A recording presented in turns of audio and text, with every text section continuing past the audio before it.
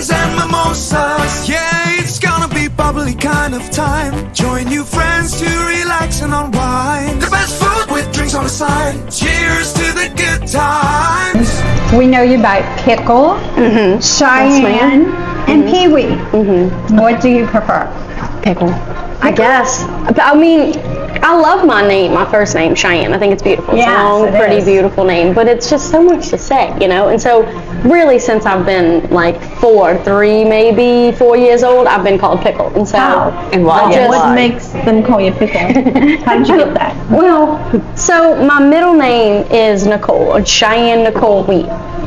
And when I was little, my dad used to call me Cheyenne Nicole all the time. And over time, it started sounding like Shiny Nickel. And so Shiny Nickel became the name for a long time. And then, I don't know how, but one day I was unsupervised for a very long period of time. And I'm like, Mom, where were you? I was caught on top of my mom's kitchen countertop, elbow deep in a pickle jar. And then my mom decided to go grocery shopping, and I had eaten the entirety almost of the jar. And so we went grocery shopping right after that, and as soon as we hit the cold air on the meat aisle, it went everywhere. And I say to this day, I'm like, that man that had to clean that up, I wish I could meet him and shake his hand and thank him, because that was terrible. And it's been Shiny Nickel Pickle after that, and then over time it's now just Pickle.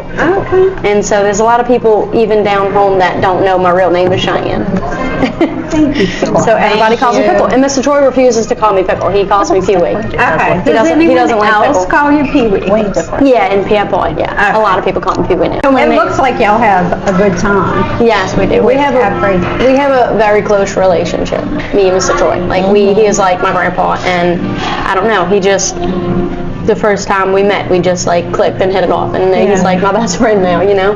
Well, tell us the story how you met and how did you get on the show?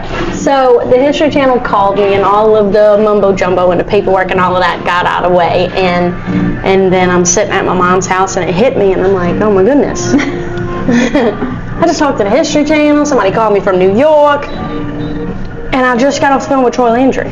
And I'm just sitting in my living room, and somebody, like a girl that grew up hunting and fishing and, you know, looking at the outdoor industry as this like holy grail, you know, and Troy Landry calls me on the phone, and it's just like, you just get this wave of emotion, like, wow, everything that I've done my entire life that I've been taught or just learned on my own in the waters and in the woods has like come to this moment right here. Like, this was awesome, this was so meant to happen. I'm so that person, like this was meant to be, you know? And I'm thinking that I'm going to Pierpont and I'm going to meet this sweet old man, you know? And I get there and it's late at night and I was decked out. I was like cowboy boots, tight blue jeans. I had, you know, probably my belly was hanging out. I don't know how. It's crazy. It's crazy. I was like freshly out of college, you know, it's still in college or whatever the time. It was 2019. It feels like decades ago. I had a baby and everything since then.